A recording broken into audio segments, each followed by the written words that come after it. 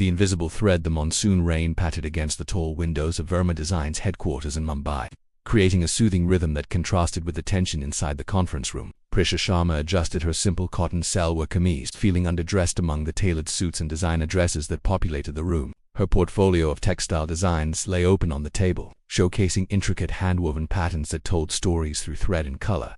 These designs are... Arjun Verma, the CEO of Verma Designs, paused as he flipped through her work, his expression unreadable behind his designer glasses. At 38, he had transformed his father's small textile business into a luxury fashion empire, known for opulent fabrics that adorned Bollywood celebrities and socialites. They incorporate traditional weaving techniques from rural Maharashtra, Sir Prisya explained, her voice quiet but steady. The artisans use natural dyes and sustainable materials. I believe there's growing interest.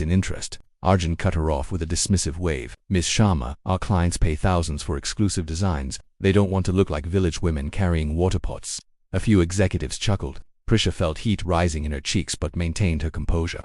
With respect, sir, sustainable fashion is gaining momentum globally. These pieces tell stories of heritage while addressing environmental concerns. Arjun leaned back in his leather chair, eyebrows raised. Tell me, how long have you been with our design team? 2 years, and still wearing the same 3 outfits to work. The room fell silent. Prisha touched her collar self-consciously, aware that her clothes weren't expensive. She had been saving most of her salary to support her grandmother in Pune. I prefer comfort and durability, she replied. Clearly, Arjun said with a smirk. Perhaps that's why your designs lack ambition. We sell aspirations here, Ms. Sharma, not practicality. Vani Kapoor, the marketing director, shifted uncomfortably in her seat. Arjun, I actually think there's merit to exploring a sustainable line. The international market. I'm not interested in niche markets, Arjun interrupted. Our growth projections depend on luxury expansion. Next presentation, please. As another designer took the floor, Prisha gathered her portfolio with trembling hands. The dismissal stung, but what hurt more was the casual cruelty of his words, spoken in front of colleagues she respected. During lunch, Prisha sat alone in the company garden, watching raindrops collect on lotus leaves in the ornamental pond. Mind if I join you? Vani approached, carrying her lunch. Prisha nodded, making space on the bench. Your work is brilliant, Vani said after a moment. Arjun can be ... short-sighted. He's not wrong about our client base, Prisha replied, breaking her roti into small pieces. They want glamour. But markets evolve, Vani countered. And authentic stories sell. You have both. Later that afternoon, Prisya received an email assigning her to assist with the mass market accessories line, a clear demotion from the main design team. The message was clear: conform or be sidelined. That evening, Prisha called her grandmother Dodi, who had taught her to weave on their family loom when she was just 8 years old. He doesn't understand the soul of fabric, Dodi said when Prisha recounted her day. Remember what I taught you. A good textile speaks without words. But no one's listening. Dodi, then perhaps you're in the wrong room. Beta. The next morning, a major international fashion magazine published an article about sustainable fashion becoming the future of luxury. Prisha printed it and placed it on Arjun's desk with a note. Thought you might find this interesting. By lunchtime, the article had been returned with a handwritten comment. Interesting, doesn't pay our investors. That evening, as Mumbai's lights glimmered through the rain, Prisya made a decision. She opened her laptop and began drafting a business plan, naming a file Dati Earth. Her phone buzzed with a message from Vani. The Japanese buyers loved your Indigo series. Arjun's taking credit for the company direction. Thought you should know. Prisya smiled sadly. She wasn't surprised. She looked at the wall where she'd pinned swatches of fabric from artisan communities she'd visited. Their techniques were vanishing, their stories untold. Perhaps it was time someone listened, someone like her.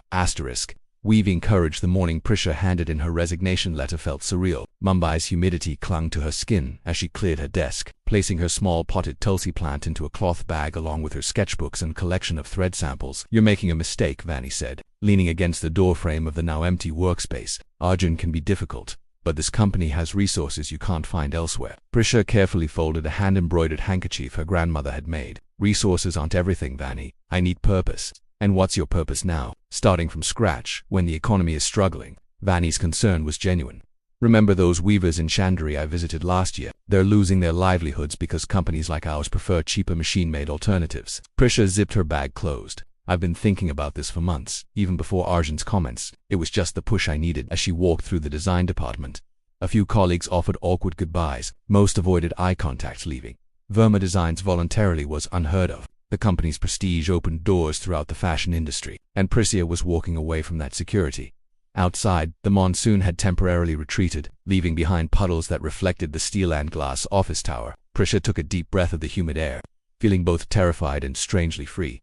Her one-bedroom apartment in Anhiri became her studio. She pushed her dining table against the window for better light and converted her balcony into a small dyeing station. Her savings would cover 6 months of rent and basic expenses if she was frugal. The first few weeks passed in a flurry of planning and outreach. Prisha contacted artisan communities she had built relationships with during her research trips for Verma Designs. Many remembered her kindness and genuine interest in their techniques. A cooperative of women weavers in Gujarat agreed to create samples using her designs if she could provide materials. You should have seen their faces when I showed them fair compensation rates, Prisha told her grandmother during their weekly video call. They're used to being exploited by middlemen. Dadi nodded, her wrinkled face illuminated by the glow of the tablet Prisha had sent her. Your grandfather would be proud. He always said business without conscience is just greed with a fancy name.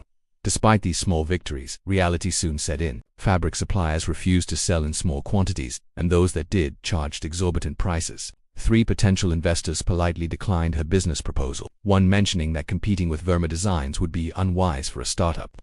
Late one night, as rain lashed against her windows, Prisha scrolled through her nearly empty business email, fighting back tears of frustration. Her phone buzzed with a message from Vani, Argent in a rage. Your Japanese design adaptation is their bestseller, but production quality is suffering without you. Also, I heard you're struggling with suppliers. Call me. Prisha hesitated before dialing. I'm not coming back, if that's what this is about. Vani laughed. I know that, but I have contacts at Meta Textiles who owe me favors. They might sell to you at wholesale prices, and I have news you'll want to hear. The following day, Prisha met Vani at a small cafe. The marketing director slid a magazine across the table. Page 38. Prisha flipped to the article, Sustainability, Fashion's New Frontier. Among the highlighted designers was Arjun Verma, quoted about Verma Design's long-standing commitment to ethical sourcing, a complete fabrication. He's scrambling to rebrand after losing the Nordstrom contract, Vani explained. They wanted verified sustainable production chains, which we don't have. 3 other international retailers are asking the same questions. So he's lying, Prisha said flatly. He's adapting, Vani corrected, but without substance. This is your moment, Prisha. You have what the market suddenly wants: authenticity. Armed with Vani's supplier connections and renewed determination, Prisha threw herself into building Dati. She converted her personal Instagram account into a business platform, documenting the stories of the artisans she worked with and the traditional techniques they preserved.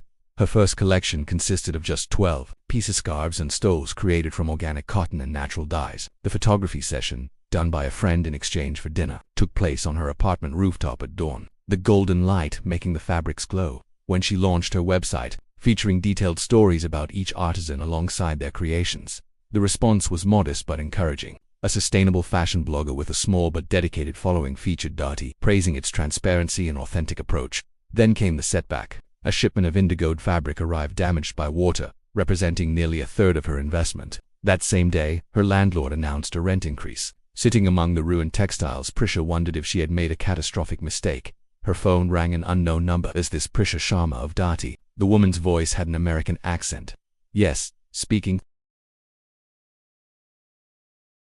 This is Jenna Wilson from Ethical Fashion Forward. We're curating designers for Mumbai Sustainable Fashion Week, and your name came recommended by one of our scouts. Would you be interested in showcasing your work? After the call ended, Prisha stood on her balcony, watching the city lights shimmer through a light drizzle. 6 weeks remained until the showcase, an opportunity that could either launch Dati properly or expose her as an amateur unprepared for the industry she had challenged. The damaged fabrics at her feet reminded her how precarious her position was. She picked up her phone again and dialed her grandmother. Dottie, I need your help. How quickly can you teach me that resist dyeing technique you used to make your wedding sari? The tapestry turns the warehouse turned exhibition space for Mumbai's Sustainable Fashion Week hummed with activity. Prisha adjusted the display of Dati's collection, arranging indigo-dyed stoles beside naturally colored cotton garments. Her section was modest compared to the established brands, but the hand-woven fabrics stood out with their subtle textures and intricate patterns.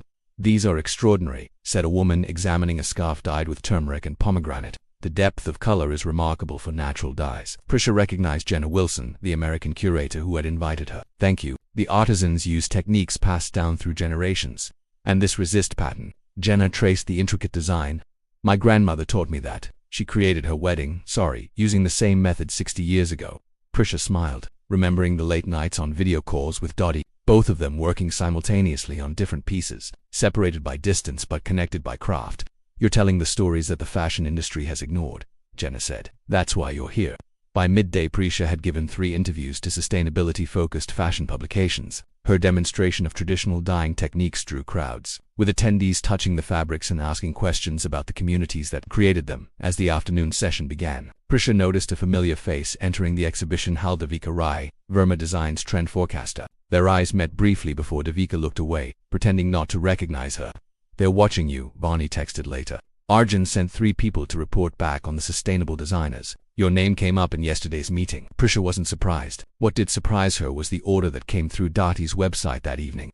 15 scarves for a boutique in San Francisco, followed by inquiries from 2 stores in London specializing in ethical fashion. The week after the exhibition brought more orders and an invitation to join a cooperative showroom in Bandra where independent designers shared retail space and costs. Prisha's small batch production model, once seen as a limitation, was now her strength. Each piece came with the artisan's story and a QR code linking to videos of the creation process.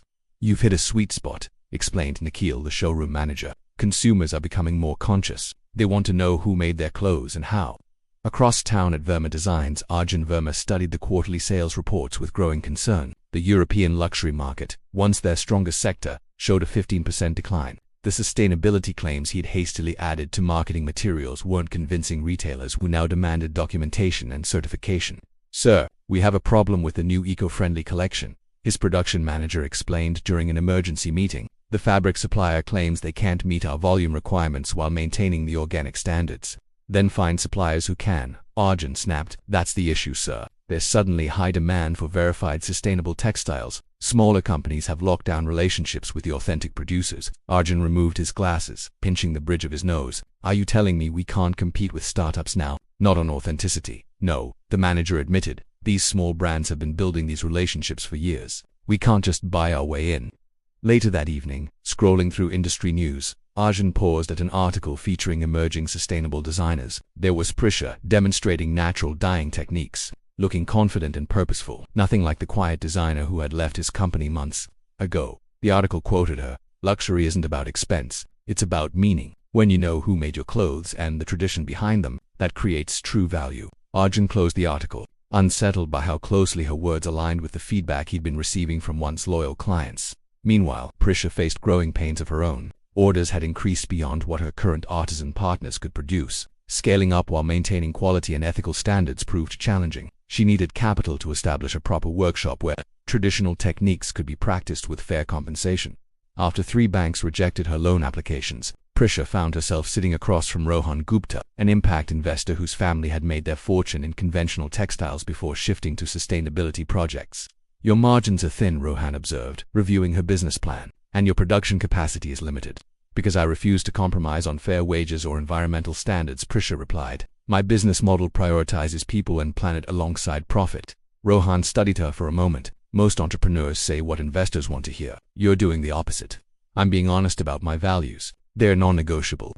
To her surprise, Rohan smiled. "That's precisely why I'm interested. Authenticity is rare in this industry." With Rohan's investment, Darty established a small production center in a village outside Mumbai, where traditional weavers had been losing work to mechanization. Prisha installed solar panels to power the facility and implemented a training program where elder artisans taught younger generations. The contrast between Darty's rising trajectory and Verma Designs' struggles became industry gossip. When the International Fashion Council announced its annual sustainability awards, Darty was nominated in the emerging brand category, while Verma Designs' greenwashing attempts were called out in an expose by a prominent fashion journalist. Vani forwarded Prisha an internal email from Arjun to Verma's executive team. "We need a complete sustainability overhaul. Research what successful ethical brands are doing right."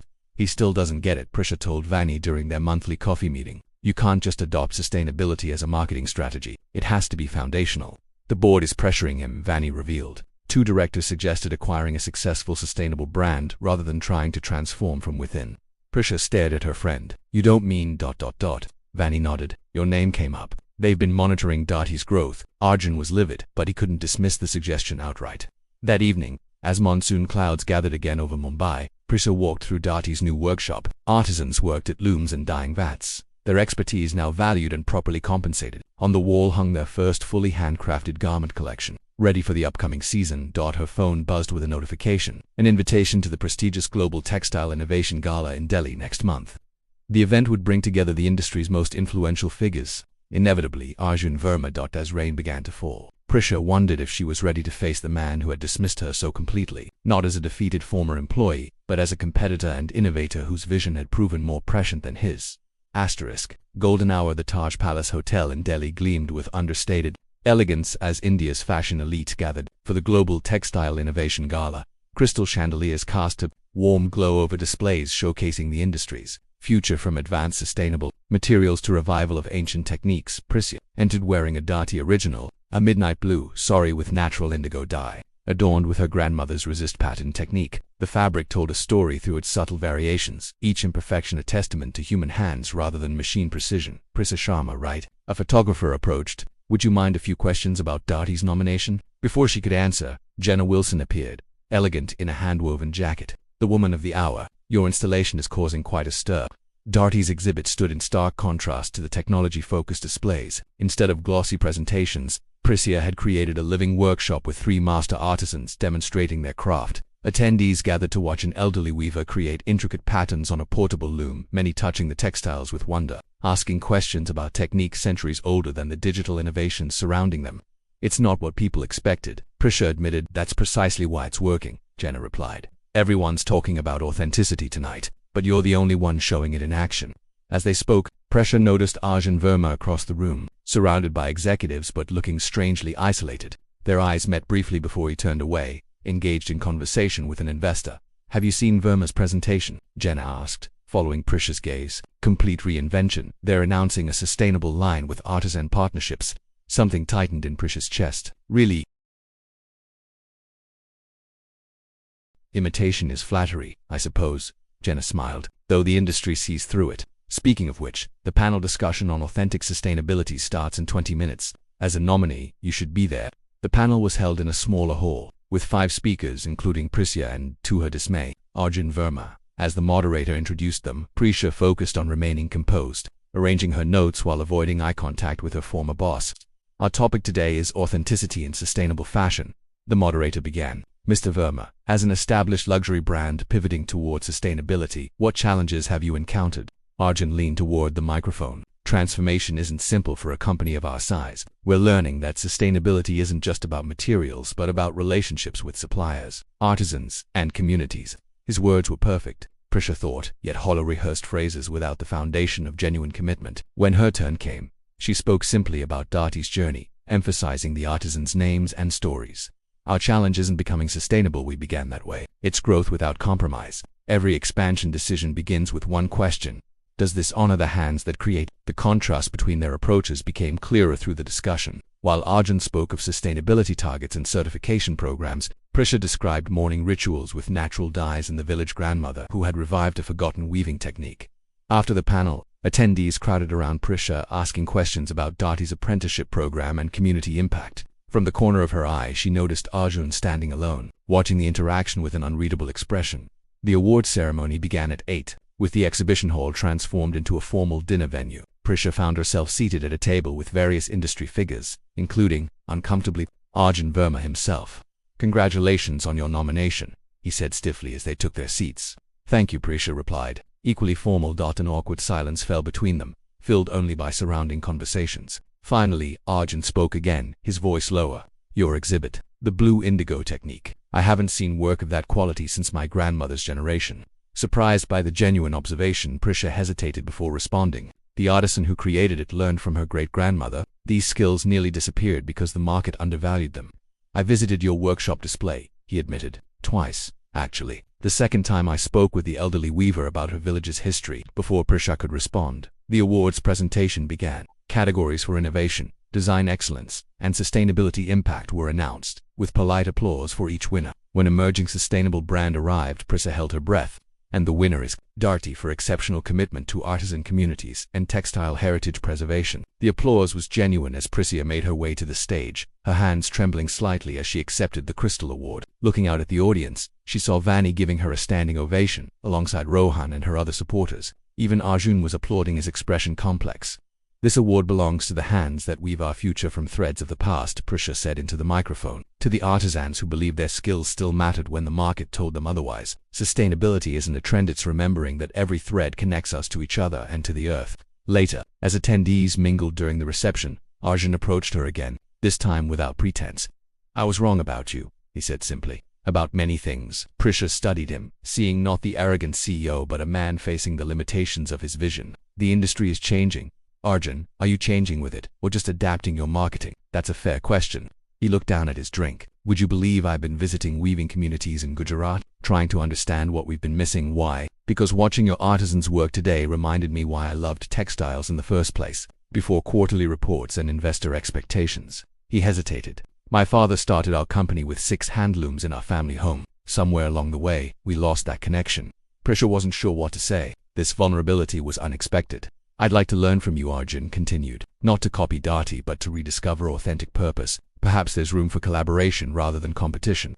As the evening wound down, Priscilla stood on the hotel terrace, the award in her hands catching moonlight. Delhi sprawled before her, ancient and modern simultaneously. Her phone buzzed with a message from Dadi. "The universe returns what we put into it. Beta, your good intentions are coming back to you." She thought about Arjun's unexpected olive branch. Was collaboration possible? Could a corporate giant learn genuine sustainability from her small company, or was this another business strategy? The answer wasn't clear, but the path forward suddenly seemed broader than she had imagined. Interwoven future. 6 months after the gala, Prisha stood in Dati's expanded workshop, no longer a small village operation but a regional craft center where 50 artisans now worked in bright, airy spaces. Solar panels glinted on the roof, and a garden of natural dye plants flourished in the courtyard. Looms clicked rhythmically, creating fabrics that would travel to boutiques across 3 continents.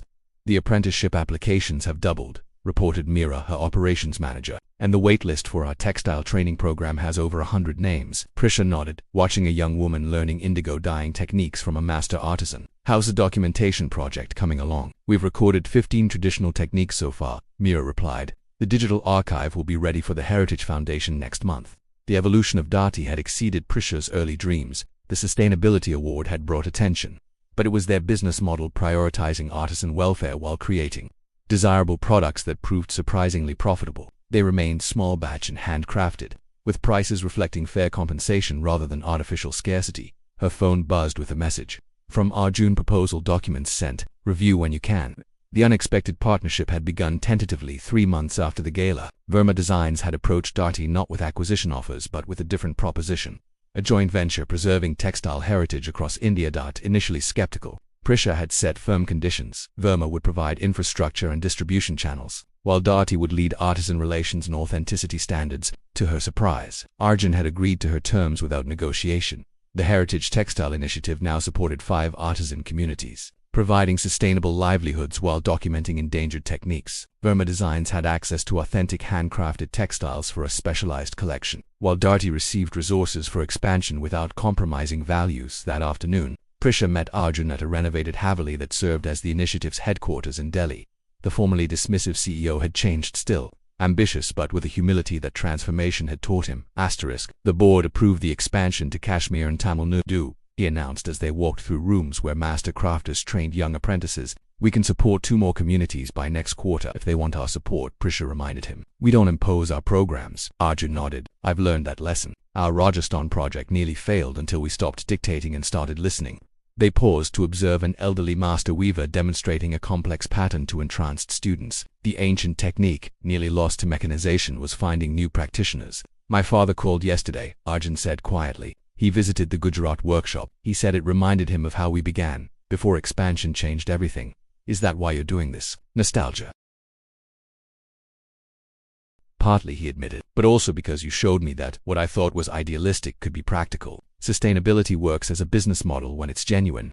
Their professional relationship had evolved into a cautious friendship built on complementary strengths. Prisha brought authenticity and artisan trust. Arjun contributed business acumen and industry connections. Together, they were creating a new model that larger companies were beginning to notice and emulate. Later that evening, at a small celebration for the initiative's 1st anniversary, Prisha found herself standing beside Vani, watching as artisans and corporate executives mingled comfortably. "If someone had told me a year ago that you and Arjun would be partners," Vani mused, "I'd have questioned their sanity."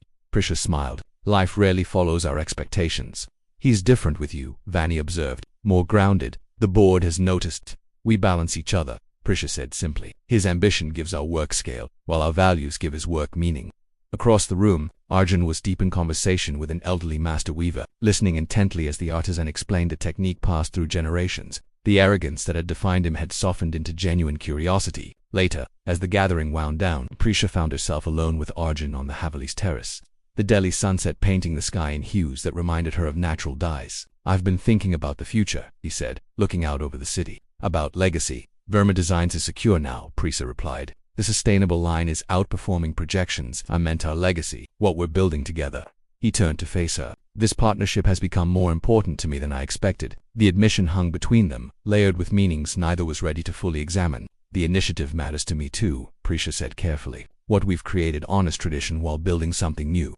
Like a good textile," Arjun observed with a smile, threads of past and present woven together. As twilight deepened, they discussed expansion plans and artisan programs, their conversation comfortable yet charged with unspoken possibilities. Their worlds, once separate, had become increasingly interwoven, not through compromise but through mutual growth. When Prisha returned to her apartment that night, she found herself sketching designs combining traditional techniques with contemporary applications. Beside her sketches, she wrote a line that would become Dati's new philosophy: "We don't preserve tradition by freezing it in time, but by keeping it alive in our hands."